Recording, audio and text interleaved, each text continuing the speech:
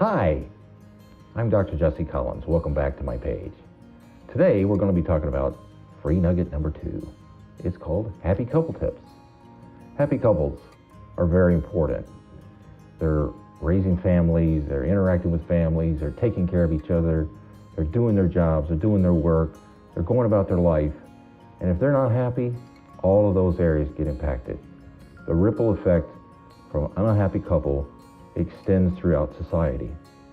Can affect your work, can affect your interactions with your spouse, can affect your interactions with your children and other family members. So, let's try to get back to happy, shall we?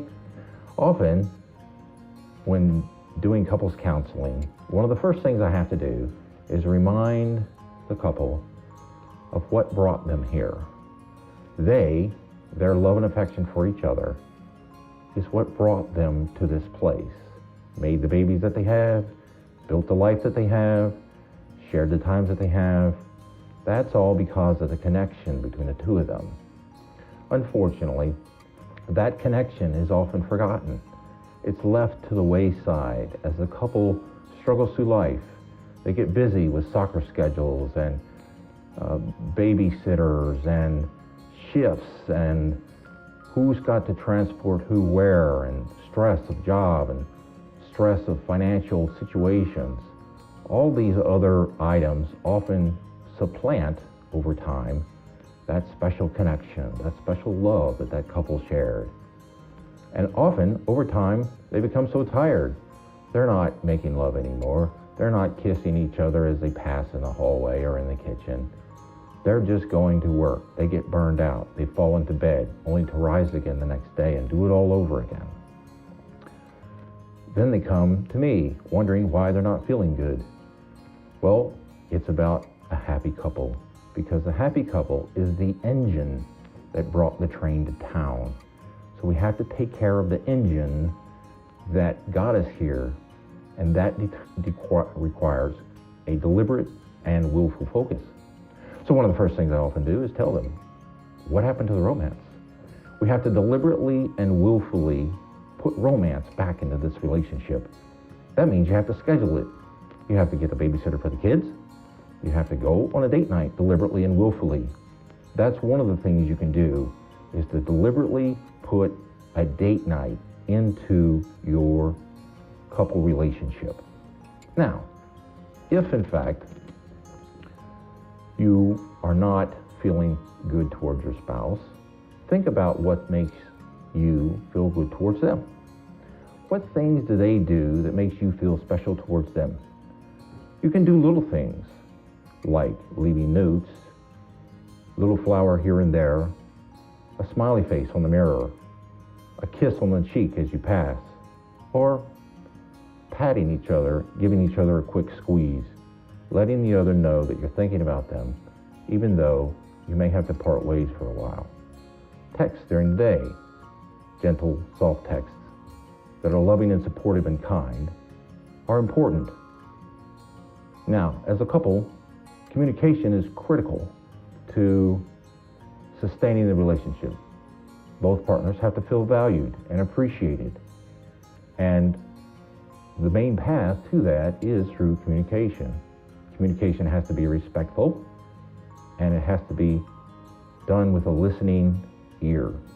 So, schedule a time each week to sit down, look each other in the face, and listen. Give 15 minutes to the first person and 15 minutes to the second person. When you do this, don't interrupt the other person. Simply use reflective listening. Summarize what the other person said back so that you can make sure you're understanding what they say. And then let them continue until they're finished. Respectful, honest communication is crucial to a successful relationship. And that brings us to another point. You can have respect without love, but you cannot have real love without respect. For example, if the mayor or the president or the governor was to visit you at your workplace or somewhere else, you would probably be respectful to them. You would show them respect. You might shake their hand. Even if you disagreed with them politically or on policies, you would still be respectful and you would show respect. but you don't love them. However, if your spouse, your significant other, if you love them, you will demonstrate that love through acts of respect. You'll respect their body, their physical presence, their hopes, their dreams, their ambitions, and their physical, psychological, and emotional and spiritual welfare. If you truly treasure these things, you will act in ways that demonstrate that you treasure these things and that you respect these things. Demonstrated love is through demonstrated respect. That's how it happens. A lot of times we get to being upset at each other and being in a bad mood. The truth is, you gotta slow down, depersonalize, and think about how you want them to show respect to you and do it to them. Respect is crucial.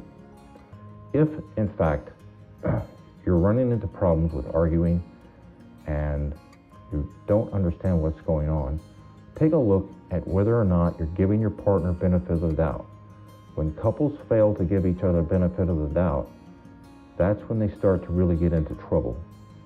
If somebody goes to the store and you ask them to pick up something and they come back and they forgot that item, if you decide that they forgot that item just to make you mad, and now you're not giving them benefit of the doubt, this leads to anger and poisons the relationship. Everybody wants other people to give them benefit of the doubt, so let's not forget to give our partner benefit of the doubt at all times and places.